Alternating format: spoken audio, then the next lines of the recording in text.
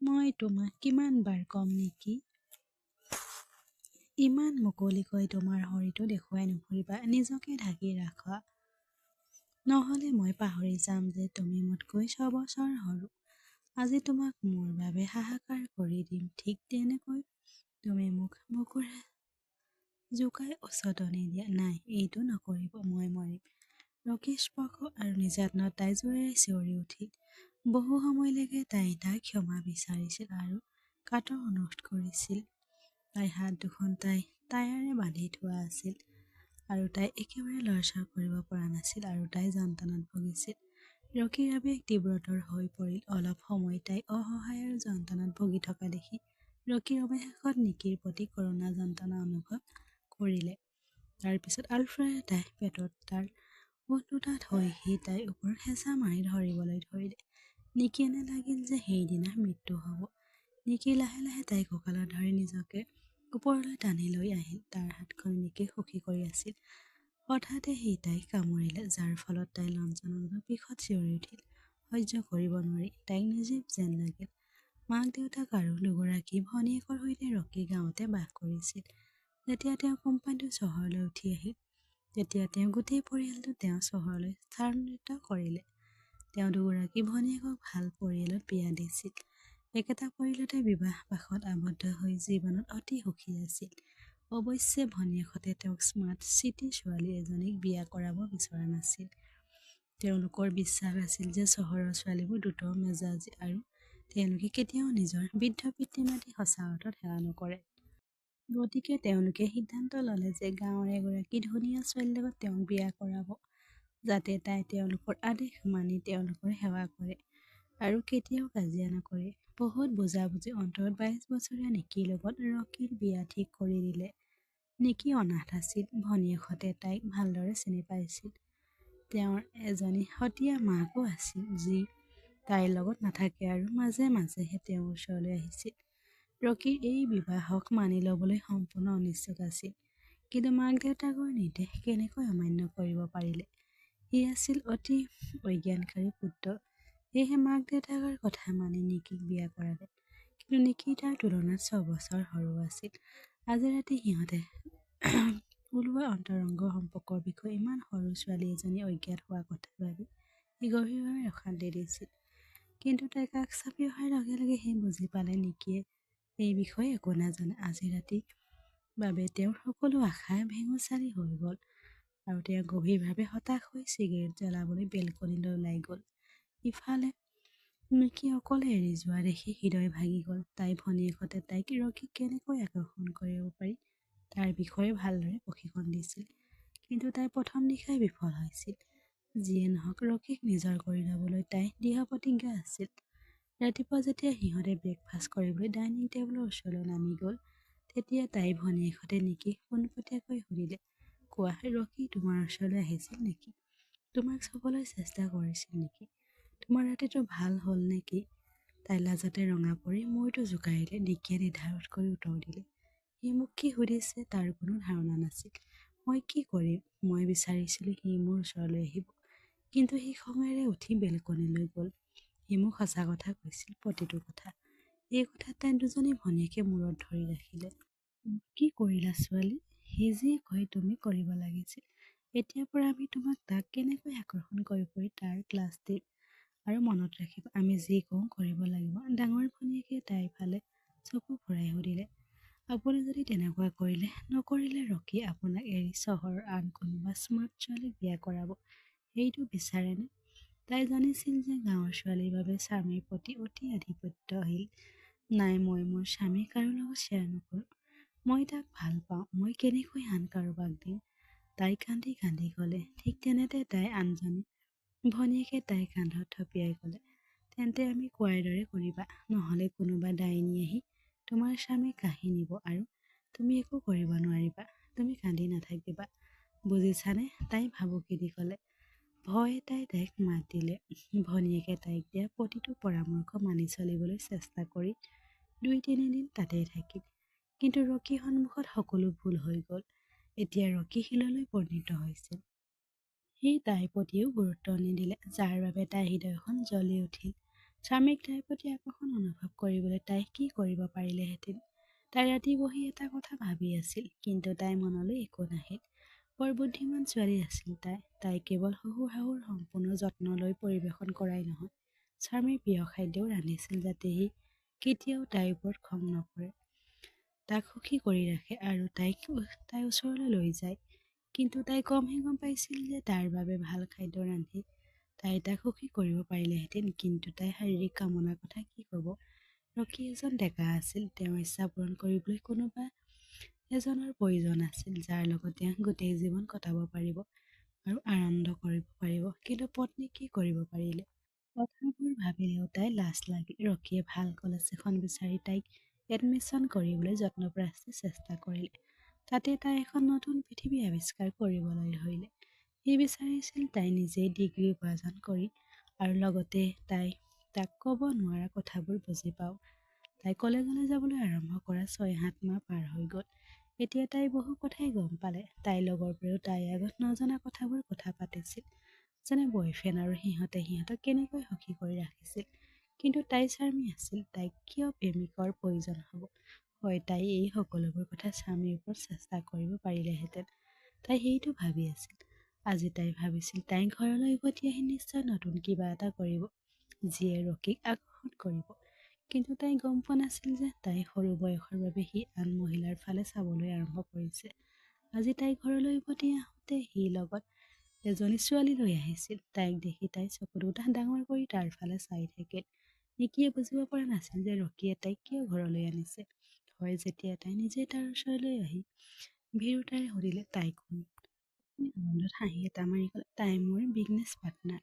তাই মোক বহুত সহায় কৰিছে। তাই গিৰিয়ে কামৰ বাবে আঁতৰত আছে, গতিকে যোৱা নিশাত সিহঁতৰ ঘৰত চোৰ হোৱাৰ বাবে তাই ইয়াত ৩-৪ দিন থাকিব। গতিকে তাই থাকিবলৈ আৰু ক'তো ঠাই নাছিল। সেইবাবে মই তাইক মোৰ ঘৰলৈ লৈ আহিলোঁ। তাইৰ বাবে এটা ধুনীয়া কোঠা সাজু কৰি লোৱা। তাই ৩-৪ দিন আমাৰ আলহী হ'ব। নিকি অনিচ্ছাসত্ত্বেও নিজৰ কোঠাটো সাজু কৰিবলৈ গ'ল। অলপ পিছত তললৈ নামি আহোঁতে তাই দেখিলে যে ছোৱালীজনী এতিয়াও হাঁহি হাঁহি ৰকীৰ লগত কথা পাতি আছে। ৰকী বহুত ওচৰত বহি আছে। ৰকীৰ ৰুমটো ৰেডি হৈছে আৰু মই ৰাতি আহাৰ ৰেডি হৈ আছোঁ। মা আৰু দেউতা বহি আছে। তুমিও ৰাতি আহাৰ খাবলৈ আহিব পাৰিবা। তাই তিৰকতা প্ৰকাশ কৰি ৰকীক বিচলিত কৰিব বিচৰা নাছিল। তাইক দেখি ৰকীয়ে বান্ধৱী মনিকাক ইংগিতেৰে ক'লে, আহা ৰাতি আহাৰ খাওঁ। মনিকাই ডাইনিং টেবুলৰ ওচৰলৈ গৈ মাক দেউতাকক সম্ভাষণ জনাই খৰধৰকৈ ৰকীৰ কাষৰ চকীখনত বহিল। খাদ্য পৰিৱেশন কৰি থকা নিকি ঠাইতে নিথৰ হৈ থিয় হৈ থাকিল। সেই ছোৱালীজনী কেনেকৈ তাৰ ঠাইত বহিবলৈ সাহস কৰিলে? মূৰৰ ওপৰত থিয় হৈ তাই স্পষ্ট আৰু প্ৰত্যক্ষ সুৰত ক'লে, এইখন মোৰ ঠাই, তুমি উঠি ইয়াত বহিবা। তাইৰ ঠাই এৰি দিয়াৰ একেবাৰে উদ্দেশ্য নাছিল। ঠিক তেনেতে ৰকী আচৰিত হৈ তাইৰ ফালে চালে। কি হৈছে নেকি? এটাই ঠাই নেকি? তুমি মোৰ লগত বহিলে একো নহয়। তাইক বকাবকি কৰি সি ক'লে। তাই মাকেও সন্দেহ দৃষ্টিৰে চালে নতুনকৈ অহা মহিলাগৰাকীৰ ফালে, যাৰ বাবে মাকে পুতেকক বকাবকি কৰি আছে। ৰকী তাই ঠিকে কৈছে, নিজৰ ঠাইখন আন কাকো দিব নালাগে, সেইটো জনা উচিত। ৰাজহুৱা প্ৰমাণৰ মাজতে মনিকাই অনিচ্ছাসত্ত্বেও উঠি কাষৰ চকীখনত বহিল। ইতিমধ্যে দুয়োৰে মাজত নিকি বহিছিল। তাই ঠাই ল'ব নোৱাৰিব বুলি আনন্দত তাইৰ হৃদয়খন ফুলি উঠিল। কিন্তু সেইটোৱে আছিল তাইৰ ভুল বুজাবুজি। দীৰ্ঘদিন ধৰি ৰকীৰ লগত কাম কৰি থকা মনিকা তেওঁৰ প্ৰতি ঢলি পৰিছিল।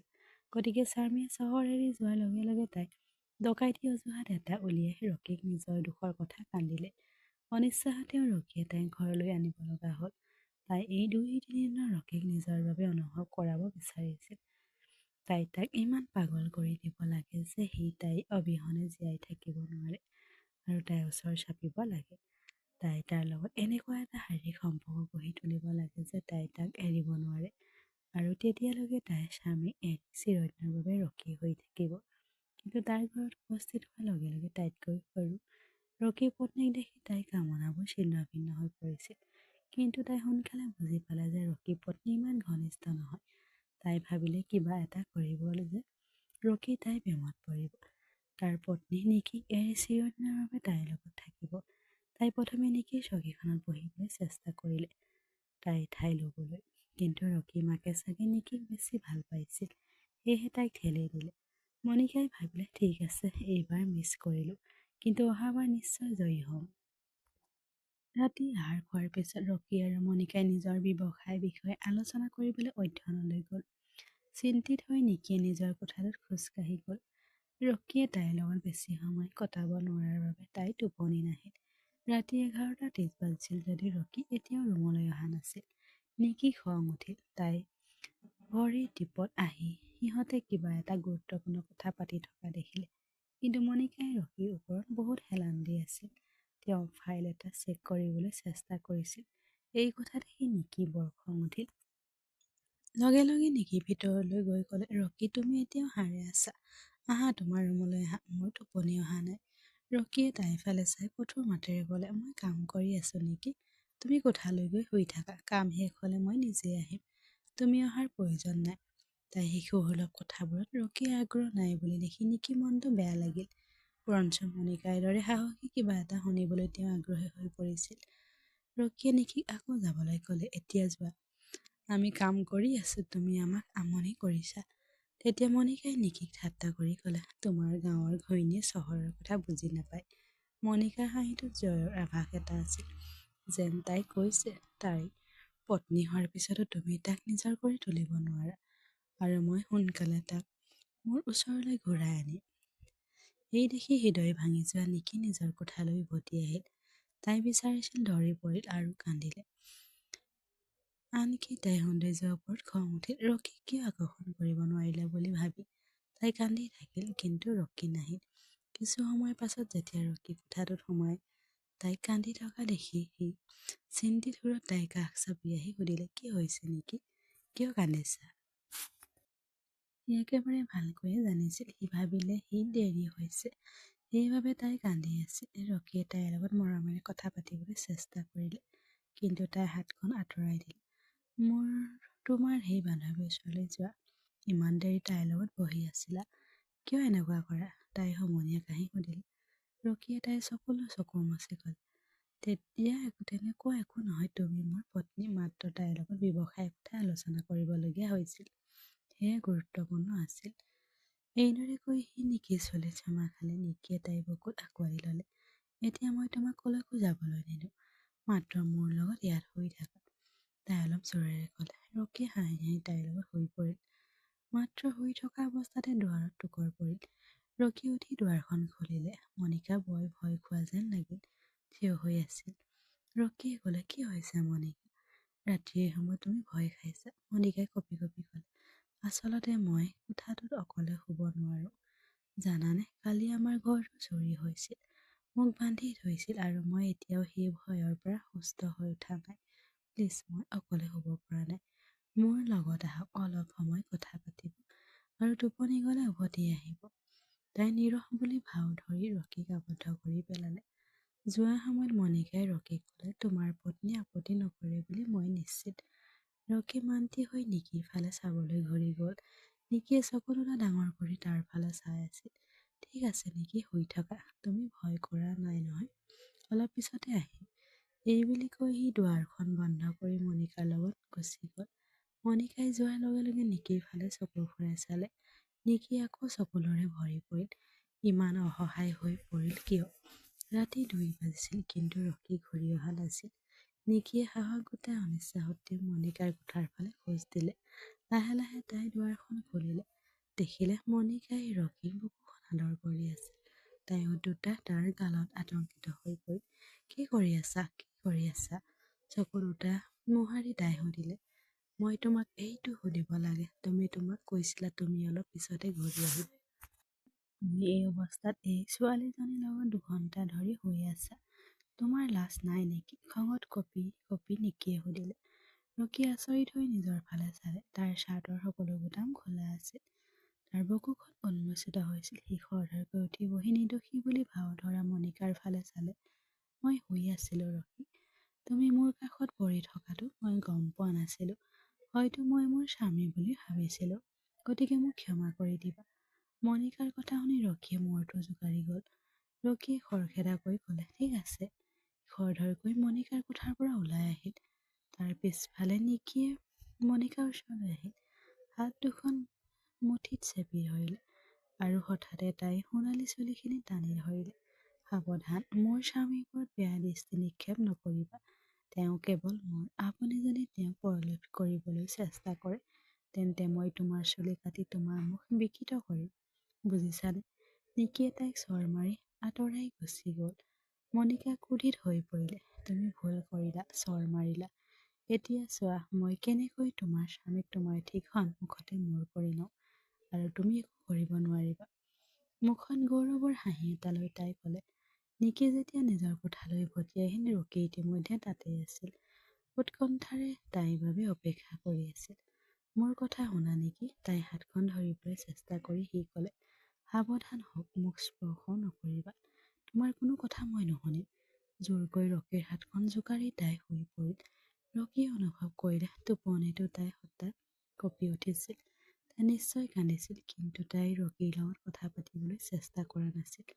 ৰকিয়ে তাই কেইবাবাৰো মাত দিলে, কিন্তু মাথো নিস্তব্ধতা। পিছদিনা ৰাতিপুৱা সাৰ পাই ৰকিয়ে গম পালে যে নিকি তাৰ লগত নাই। তাই ব্ৰেকফাষ্ট বনাবলৈ তললৈ নামি গৈছিল। ৰকি নামি আহি ধুনীয়াকৈ সাজ পোছাক পিন্ধি ইতিমধ্যে নিকিয়ে টেবুলত ব্ৰেকফাষ্ট থৈছিল আৰু সিহঁত সকলো আৰম্ভ হ'বলৈ ওলাইছিল। আসন লোৱাৰ পিছতো নিকিয়ে ৰকিৰ লগত কথা নাপাতিলে। ৰকিয়ে তাইৰ মুখখন মনোযোগেৰে চাই থাকিল, কিয়নো তাই যেন তাইৰ লগত কথা পতাৰ কোনো মুড নাছিল। ঠিক তেতিয়াই মনিকাই তেওঁৰ ফালে চাই ক'লে, ৰকি, খৰধৰ কৰা, জানাই নহয় আমাৰ এটা গুৰুত্বপূৰ্ণ মিটিং আছে। নিকিয়ে তাইৰ ওঠটো কামুৰিলে। মনিকা যোৱাত ৰকি খৰখেদাকৈ খোৱা বোৱা শেষ কৰি মনিকাৰ সৈতে অফিচলৈ ৰাওনা হ'ল। নিকিৰ হৃদয় ভাঙি গ'ল। চকু পানী আকৌ ওলাই আহিল। তাই কাক সহায় বিচাৰিব পাৰিলেহেঁতেন। তাই জানিছিল যে মনিকাই কেতিয়াও কোনো সুযোগ তাইৰ কাষেৰে পাৰ হ'বলৈ নিদিয়ে। নিশ্চয় ৰকিক পাবলৈ চেষ্টা কৰিব আৰু তাক নিজৰ কাষলৈ টানিব। মনিকাই যদি ৰকিক নিজৰ কৰি ল'লে কলৈ যাব, এই কথা ভাবি তাই সঁচাকৈ দুখী হৈ পৰিল। ঠিক তেতিয়াই শাহুৰে তাই বিচলিত মুখখন দেখি তাইক নিজৰ কোঠালৈ মাতিলে। শহুৰ সেই সময়ত কোঠাত নাছিল। শাহুৱে আলফুললৈ বুজাই দিলে। তাই ক'লে, কি হৈছে কোৱা? এই কথা শুনি নিকিয়ে কান্দি কান্দি গোটেই কাহিনীটো ক'লে। আৰম্ভণিৰ পৰা শেষলৈকে আকৌ ক'লে। শাহু বিচলিত হৈ পৰিল। তাইৰ ল'ৰাটো হয়তো সহজ সৰল আছিল, কিন্তু যদি সি কোনো নাৰীৰ জালত পৰিলেহেঁতেন তেন্তে তাক ঘূৰাই অনাটো নিশ্চয় কঠিন হ'লহেঁতেন। এই চিন্তাত তাইৰ মনটো পাৰ হৈ গ'ল আৰু তাই মূৰটো জোকাৰিলে। তুমি সাহসী আৰু সবল হ'ব লাগিব, শাহুৱে নিকিক ক'লে। তুমি ৰকিৰ হৃদয়ত নিজৰ বাবে ঠাই বনাব লাগিব। এই ল'ৰাটোৰ মন কি চলি আছে সেই মই বুজি পোৱা নাই। সি তোমাৰ প্ৰতি এতিয়াও আকৰ্ষিত হোৱা নাই কিয়? তুমি ইমান ভাল ছোৱালী। তেওঁ মৰমেৰে নিকিৰ কপালত চুমা খালে। নিকিয়ে তেওঁৰ ফালে চাই ক'লে, মই কি কৰিম? মা প্লিজ মোক ক'বা, মই কি কৰিব লাগে যাতে সি মোৰ লগত ভাল জীৱন এটা কটাব পাৰে আৰু মোক মৰমেৰে চাব পাৰে। কিন্তু সি মোৰ ফালেও নাচায়। সি যোৱা নিশা ইমান ওচৰলৈ অহা মনিকাৰ দৰে ছোৱালীক ভাল পায় আৰু সি তাইক একো কোৱা নাছিল, কিন্তু তাইক ক্ষমা কৰি দিছিল। তাই অভিযোগৰ দৃষ্টিৰে শাহুৰ ফালে চালে। শাহুৰে খুব চিন্তিত হৈ পৰিছিল। চিন্তা নকৰিবা ছোৱালী, আমি কিবা এটা কৰিম। এই ছোৱালীজনী ঘৰ আহিলে আমি তাইৰ উচিত সিদ্ধান্ত ল'ম, কিন্তু ৰকি তাইৰ লগত বাহিৰত অকলে আছে, তাত আমি একো কৰিব নোৱাৰোঁ। এই কথা শুনি নিকি উঠি নিজৰ কোঠালৈ গ'ল। তাইও এতিয়া সিদ্ধান্ত লৈছিল যে তাইও সাজ পোছাক পিন্ধিব। তাই সাজু হ'ব। তাই জনা প্ৰতিটো কৌশল চেষ্টা কৰিব। আগতে তাই লাজত কোনো কাম কৰাৰ পৰা বিৰত আছিল, কিন্তু এতিয়া ৰকিয়ে তাইক উচতনি দিছিল। গতিকে তাই নিজৰ প্ৰকৃত স্বভাৱ দেখুৱাব। সন্ধিয়া হৈছিল, ৰকি ঘূৰি অহা নাছিল। নিকি নিশ্চিত হৈ পৰিল। তাই ৰাতি শাহুৱেকক খুৱাই শুব দিয়ালে। মাজনিশা 1 বজাত মনিকা আৰু ৰকি ঘৰত প্ৰৱেশ কৰিলে। ৰকি ঘৰলৈ মদ্যপান কৰা যেন লাগিল যদিও মনিকাই তেওঁক সমৰ্থন কৰি আছিল। সিহঁত সময় অহাৰ লগে লগে নিকি তাৰ ওচৰলৈ লৰালৰিকৈ আহিল। কি হৈছে তোমাৰ? তোমাৰ ফালে মোৰ ফালে চোৱা। কিন্তু সেই মুহূৰ্তত ৰকি অচেতন হৈ পৰিল। নিকিয়ে খঙেৰে মনিকাৰ ফালে চালে। কি কৰিলা তাক? কিয় তাৰ জ্ঞান অহা নাই? আগতে কেতিয়াও এই অৱস্থাত হোৱা নাই। কি কৰিলা তাক? খঙেৰে মনিকাৰ ফালে চাই তাই সুধিলে। মনিকাই তাইলৈ হৃদয়ভাৱে চাই ক'লে, সেইটো কি, আমি পাৰ্টিলৈ গৈছিলোঁ, তাতে ৰকিয়ে মদ খাইছিল। কোনোবাই সচেতন হ'লে কিমান মদ্যপান কৰে জানানে? আৰু ৰকিয়ে মোৰ আগত নিজৰ প্ৰেম স্বীকাৰ কৰিলে। চাব বিচাৰানে? তাই নিকিৰ চকুলৈ চাই ঠাট্টা মস্কাৰ কৰি হাঁহিল। নিকিয়ে মূৰ জোকাৰিলে। নিকিয়ে তাই ফোন টিপি এটা ভিডিঅ' আনিলে। ৰকীয়ে তাইৰ ওপৰত হেলান দি কেতিয়াবা ওঠত তাত ডিঙিত ৰাখি কেতিয়াবা তাইৰ ওঠত চুমা খাই আছিল। এই কথা দেখি নিকি একেবাৰে বিধ্বস্ত হৈ পৰিল। নিকিৰ ওপৰত তাই ধৰি ৰখাটো পিছলি গ'ল আৰু তাই মাটিত পৰিল। মনিকাই জোৰেৰে হাঁহিলে। এতিয়া কোৱা, আৰু কিবা জানিবলৈ বাকী আছে নেকি? তাই ক'লে। নিকিক ঠাট্টা কৰি তাইক আঘাত কৰি নিকিয়ে ওঠত কামুৰি খুব কষ্টেৰে ৰকীৰ ওচৰ নিজৰ ওপৰত লৈ গ'ল। মোৰ চকুৰ পৰা আঁতৰি যোৱা। পিছত লগ পাম। নিকিয়ে জোৰকৈ ৰকীক মনিকাৰ হাতৰ পৰা উলিয়াই আনি নিজৰ কোঠালৈ লৈ গ'ল। মনিকাই ধূমপান কৰি থাকিল। এইজনী কেনেকুৱা ছোৱালী! এই সকলোবোৰ দেখি তাইৰ মাত গুচি যাব লাগিছিল। ৰকীক মোৰ হাতত তুলি দিব লাগিছিল। কিন্তু তাই এগৰাকী জেদী ছোৱালী। তাই হাৰ নামানিব। মই আৰু কঠোৰ কিবা এটা কৰিব লাগিব যাতে ৰকী সম্পূৰ্ণ মোৰ হৈ পৰে আৰু তাই এই সকলোবোৰ নিজৰ চকুৰে প্ৰত্যক্ষ কৰি তাক এৰি যাব। তাই এনে এটা পৰিকল্পনা ভাবিবলৈ ধৰিলে যিয়ে তাইৰ কামটো কোনো বিশেষ ক্ষতি নকৰাকৈ সম্পূৰ্ণ কৰিব। ৰকীয়ে আগতে মনিকাৰ আগত আত্মগোপন কৰিছিল যে নিকি সৰু, যাৰ বাবে তেওঁ এতিয়াও তাইৰ ওপৰত নিজৰ অধিকাৰ সাব্যস্ত কৰিব পৰা নাই আৰু তেওঁৰ নিজৰ শাৰীৰিক ইচ্ছা আছে যিবোৰ তেওঁ পূৰণ কৰিব বিচাৰে। সেই সময়ত মনিকাই সহানুভূতি অভিনয় কৰি ক'লে, আমি এটা উপায় বিচাৰি পাম। এবাৰ তাই ৰকীৰ ওচৰলৈ আহি তাৰ বন্ধুতাৰ বাবে হেলান দিলে। ৰকীয়ে তাইক বাধা নিদিলে। হয়তো তেওঁ একেখিনি কথাই বিচাৰিছিল। নিজৰ বুলি ভবা ভাৱ এটা বিচাৰিছিল। কিন্তু তাৰ বিবেকে তাইক অচিনাকি বুলি দাবী কৰি তাইক জোকাৰি থাকিল। ব্যৱসায়ৰ বাবে ৰেষ্টুৰেণ্ট এখনলৈ যোৱাৰ সময়ত মনিকাই ইচ্ছাকৃতভাৱে ৰকীক পানীয় কিবা এটা মিহলাই দিছিল, যাৰ ফলত তেওঁ অজ্ঞান হৈ পৰিছিল। তাৰ অচেতনতাৰ সুযোগ লৈ মনিকাই গাড়ীত তাৰ অশ্লীল ফটো তুলিলে। তাইৰ পৰিকল্পনা আছিল যে ঘৰলৈ গৈয়ে ছবিবোৰ পত্নীক দেখুৱাব যাতে তাই তাক এৰি যায়। কিন্তু কথাবোৰ ওলোটা হৈ গৈছিল। এই সকলোবোৰ প্ৰত্যক্ষ কৰাৰ পিছত পত্নীয়ে তাক এৰি নাযায়। তাৰ পৰিৱৰ্তে তাক নিজৰ কোঠালৈ লৈ গ'ল। ওপৰতে খং উঠিল মনিকাৰ। এতিয়া তুমি চাই থাকা মই তোমাক কি কৰিম। মই তোমাৰ চকুৰ সন্মুখতে ৰকীক মোৰ কৰি ল'ম। মই মাত্ৰ কাইলৈলৈকে অপেক্ষা কৰিব লাগিব। পিছদিনা ৰকীৰ ভনীয়েকে সিহঁতক ৰাতি আহাৰ খাবলৈ মাতিছিল। তেতিয়া ৰকীয়ে ফোন কৰিলে সময়মতে আহিব নোৱাৰিম বুলি। গোটেই পৰিয়ালটো ৰাতিটো থকাৰ পৰিকল্পনা কৰিছিল। ৰকীক সেই নিশা তাত উপস্থিত হ'ব বুলি কৈছিল। কিন্তু ৰাতি আছিল। সি এতিয়াও আহি পোৱা নাছিল। ৰকী কিয় অহা নাই তাক লৈ নিকি চিন্তিত হৈ পৰিল। কি কথা? আপুনি চিন্তিত যেন লাগিছে। আহিবহি। ইমান চিন্তা নকৰিবা। সি তোমাৰ স্বামী। ভনীয়েকহঁতে তাইক ক'লে। নিকিয়ে মূৰ জোকাৰিলে। তুমি সেই ছোৱালীজনীক চিনি নাপাবা।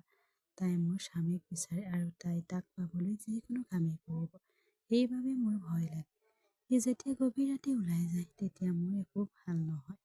ভনীয়েকে তাইৰ ফালে চাই থাকিল। আপুনি ৰকীৰ প্ৰেমত পৰিছে নেকি? তাই সুধিলে। নিকিৰ চকুলোৰ মাজেৰে অসহায় হাঁহি এটা মাৰি ক'লে, তেওঁ মোৰ স্বামী। তেওঁৰ বাহিৰে মোৰ আন উপায় নাই। এই বুলি কৈ তাই কান্ধত কান্ধ মিলাই দিলে। এইটো ঠিক নহয়, ৰকী আৱেগিক মদ্যপান কৰাৰ মাতেৰে ক'লে। সেই সময়ত ৰকী অকলে আছিল। ইয়াৰ সুযোগ লৈ মনিকাই তাৰ মনত কিবা এটা মিলালে। ৰকীয়ে অনিয়ন্ত্ৰিতভাৱে তাইক ওচৰলৈ টানি লৈ গৈছিল।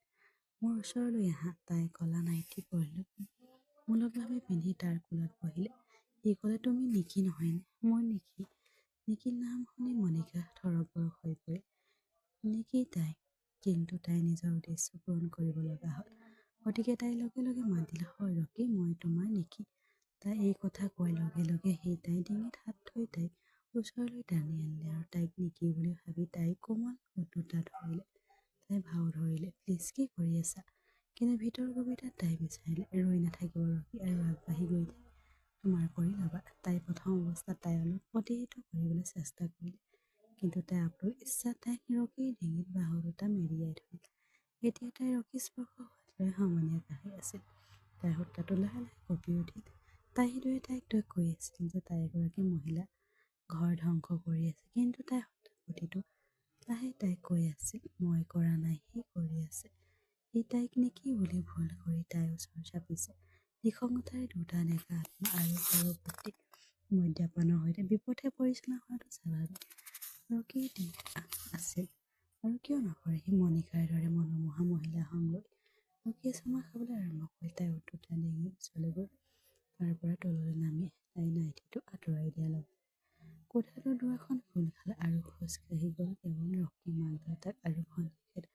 তাৰ পাছত নেকি সৰু ভয়ত মণিকাৰ সত্য উদঙাই দিব আৰু সকলোৱে লগত লৈ আহিব। তাই নিজকে ঢাকিবলৈ ধৰিলে। মই একো কৰা নাছিলো।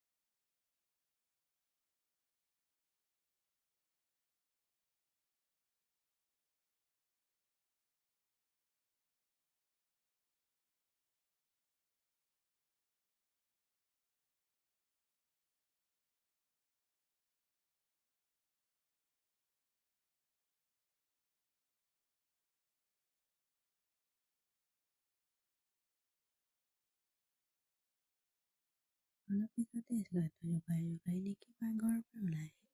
তাই ৰকীৰ সন্মুখত খুচৰাই খাদ্যখিনি থৈ দিলে।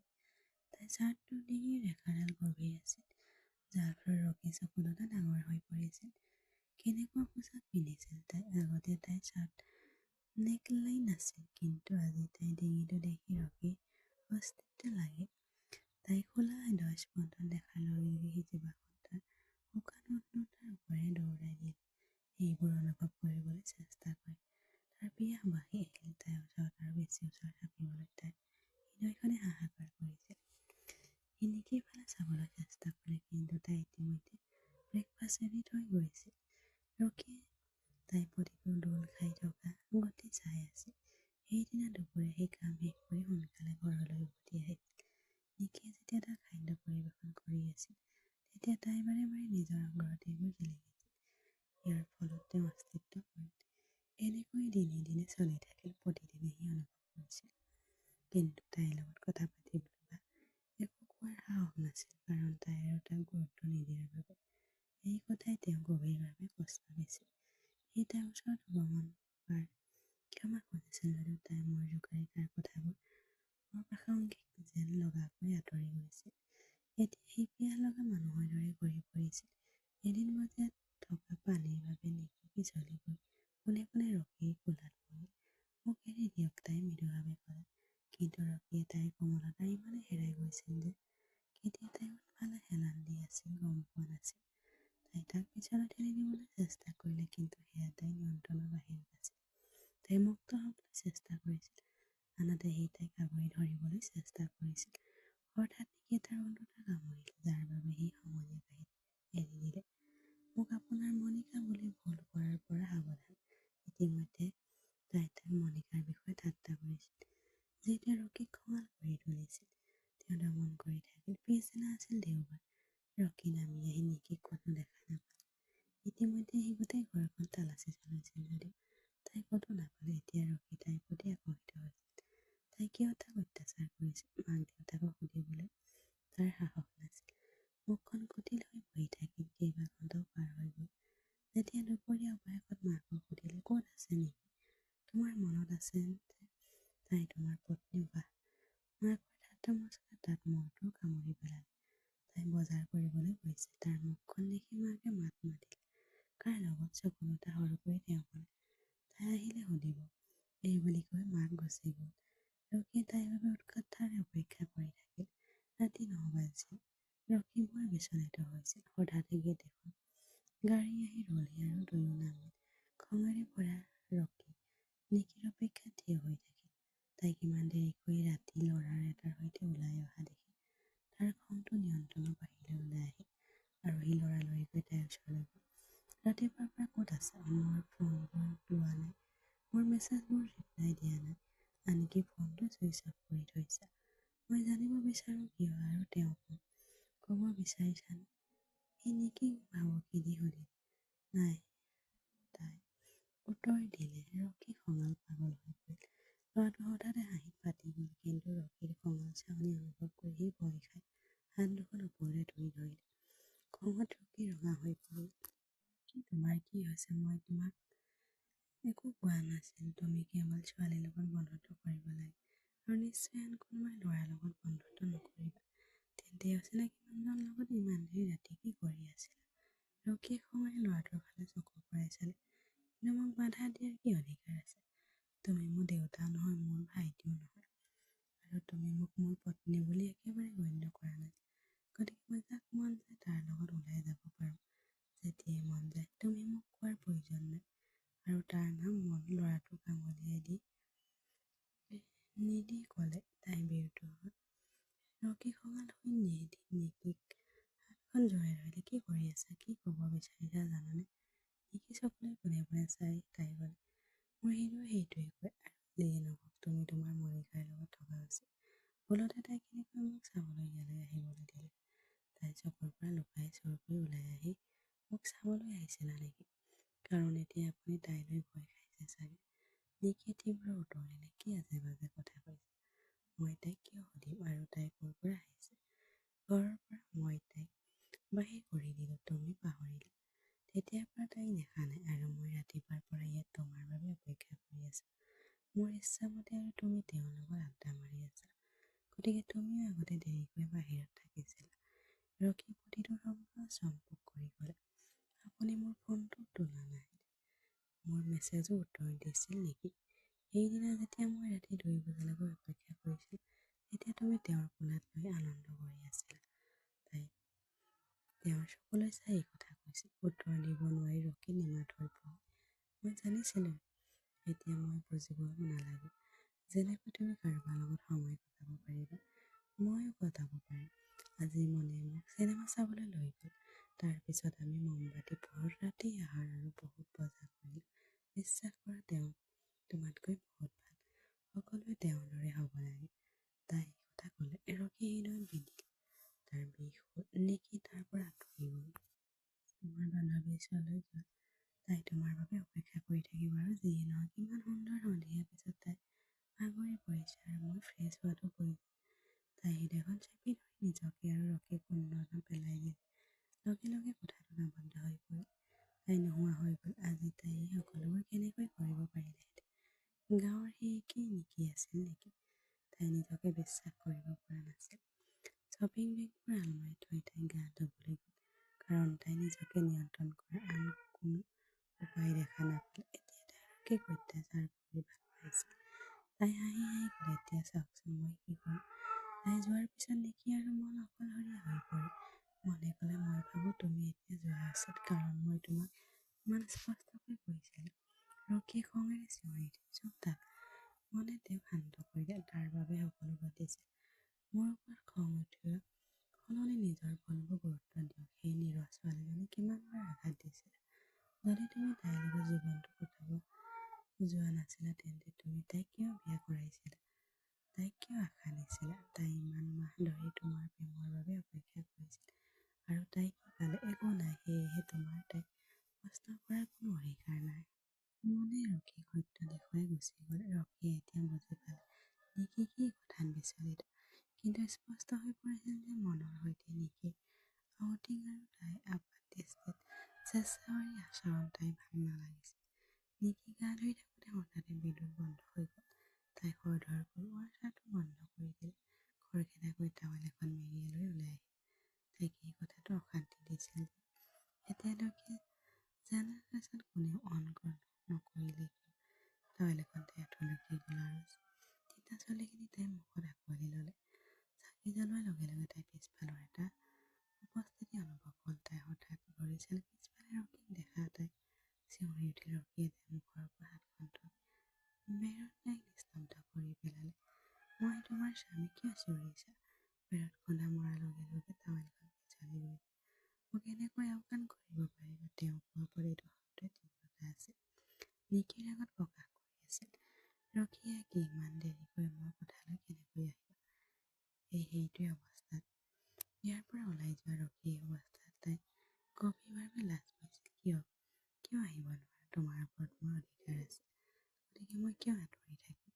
কাৰণ তুমি মোৰ পত্নী। তাই মুখৰ ওচৰলৈ আহিল। তাইৰ ওপৰত নিজৰ ঘৰৰ মুখত উশাহ ল'লে। ভয় খোৱা চৰাইৰ দৰে কঁপি উঠিল তাই। ৰকীয়ে নিজে গম পোৱা নাছিল যে নিকিক এই অৱস্থাতে কিয় নিজকে নিয়ন্ত্ৰণ কৰিব নোৱাৰে। আনকি মনিকাক দেখা পায়ো তেওঁ কিমান নিয়ন্ত্ৰণ বাহিৰত কৰা নাছিল। নিকিয়ে চিঞৰি উঠিল, আগতে ক'ত আছিলা? বিয়া নিশা মোক পৰিত্যাগ কৰিলা। এতিয়া কিয় আহিছে? এতিয়া মনৰ প্ৰতি ঈৰ্ষা কৰিছে নেকি? তাই ইচ্ছাকৃতভাৱে আন কাৰোবাৰ নাম উল্লেখ কৰি ৰকীক পাগল কৰি তুলিছিল। ৰকীয়ে খঙেৰে তাইক শ্বাসৰোধ কৰি পেলালে। তেওঁ কোন? তাই সুধিলে।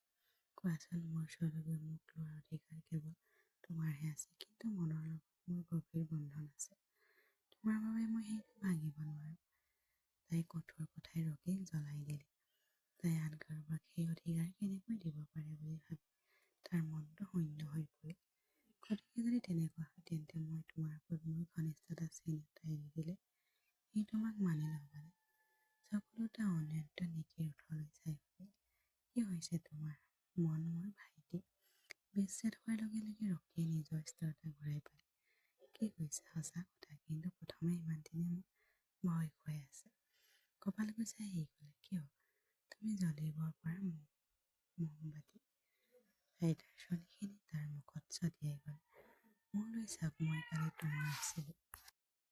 ময়ো আজি তোমাৰ। মই জানো মই অপৰাধ কৰিছোঁ, কিন্তু মই আচৰণ হৈ আছিলোঁ। হাত বাজ কৰি ক্ষমা বিচাৰিছোঁ। আৰু কেতিয়াও এনেকুৱা নহ'ব। অনুগ্ৰহ কৰি মোৰ লগত এনে ব্যৱহাৰ নকৰিব। তাই ফাটি যোৱা হলুটালৈ হাঁহি এটা মাৰি অনুশোচনা ঘৰত গ'ল। ইতিমধ্যে তাই বহু আগতে তাইক ক্ষমা কৰি দিছিল, কিন্তু তাই তেতিয়াও তাক উপলব্ধি কৰাব নালাগিছিল। মই মাত্ৰ অসাৱধান হ'বলৈ আৰম্ভ কৰিছোঁ, আৰু তোমাৰ যথেষ্ট হৈছে। তাই তাক কোঠাৰ পৰা ঠেলি উলিয়াই গ'ল। প্লিজ, মোক ইমান শাস্তি নিদিবা। ক্ষমা কৰিম। ঠিক আছে, তেন্তে মোক প্ৰতিশোধ দিয়া, মোৰ হৃদয় জয় কৰক। এই বুলি কৈ তাই তাক কঠিন অৱস্থাত ৰাখিলে। গতিকে প্ৰতিদিনে তাইৰ বাবে ক্ষমা বিচৰা ফুলৰ থোপা লৈ আহিছে। কেতিয়াবা পোচাক, কেতিয়াবা গহনা। তাই আৱেগক তীব্ৰতা ৰখি মুখখনি পানী কৰি তুলিলে। মাত্ৰ এতিয়া এটা কলা জালৰ শাৰী পিন্ধি তাৰ সন্মুখত সাজি গ'ল। তলত তাই একো পিন্ধা নাছিল। তাই সূক্ষ্ম ফিগাৰটো আছিল মনোমোহা। অন্ততঃ মোৰ সন্মুখত সাজি হ'লে তলত পিন্ধিবা, নহ'লে মই পাহৰি যাম তুমি মোতকৈ সৰু। তোমাক এনেকৈ বিচনাত পেলাই দিম। মুখ ফলাই সি ক'লে। যেতিয়া তাই চঞ্চল গীতবোৰ চুলিখিনি পিছলৈ ভাঁজ কৰিলে, পৃথিৱীৰ কঁকালো উন্মোচন কৰি ক'লে, কোনে তোমাক বাধা দিছে? পিছৰ মুহূৰ্তত সি তাইক সাৱটি ধৰি কোঠাটোৰ ভিতৰলৈ লৈ গৈছিল। তাইক বিচনাত পেলাই দিলে। তাই এনেদৰে আগবাঢ়ি আহি নিজৰ প্ৰকাশ ৰসীক পাগল কৰি তুলিলে। তাইৰ কঁকালটো পিছলৈ ধৰি ৰখাৰ একমাত্ৰ বস্তুটো আছিল ব্লাউজৰ হুক। তাই তাক সম্ভাৱনাৰ পৰা সকলো ধৰণে আঘাত কৰিব বিচাৰিছিল। সেইবাবে তাই প্ৰেমিকক আকৰ্ষণ কৰিবলৈ বিশদ প্ৰস্তুত চলাইছিল। কিন্তু তাইৰ হৃদয়ত এতিয়াও এটা ভয় ৰৈ আছিল। তাই কিবা ভুল কৰিছে নেকি? কিন্তু ৰকী এতিয়াও তাই অকলশৰীয়া হৈ পৰিল। ৰকীয়ে প্ৰতিটো কাৰ্যৰ জৰিয়তে তাইক এই কথা আশ্বাস দিছিল, মোৰ প্ৰেম মোৰ নেকি? ভয়কৈ তাই কোলাত লৈ কোচত ধৰি নিলে। এতিয়া তুমি কেৱল মোৰ তোমাৰ বুলি গণ্য কৰা নহয়, মই তোমাক সঁচাকৈয়ে ভাল পাওঁ নেকি? আৰু আন কোনো নহয়। বিশ্বাস কৰক, তাইৰ হৃদয়স্পৰ্শী কথাবোৰ নেকি উত্তেজিত হৈ পৰিল।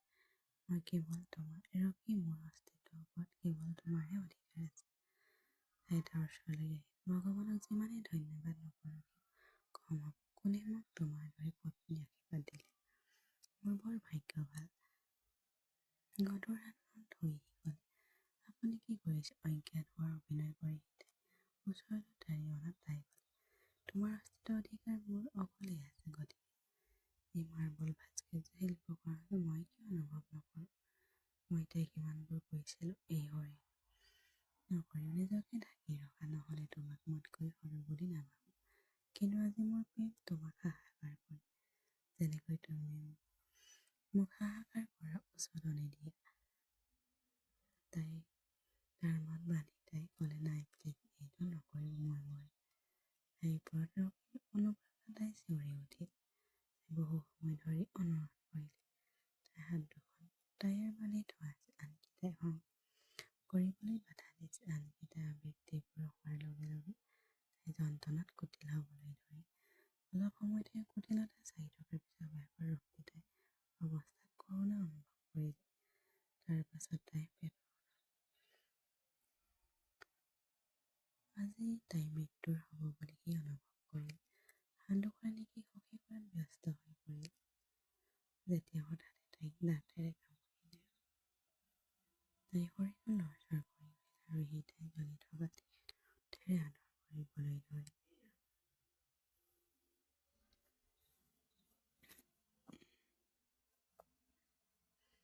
হৃদয় স্পন্দন এটা মনোমোহা দৃশ্য উপস্থাপন কৰিলে। আনহাতে তাই চকু মুদি এটি লৈ তাইৰ ঘনিষ্ঠ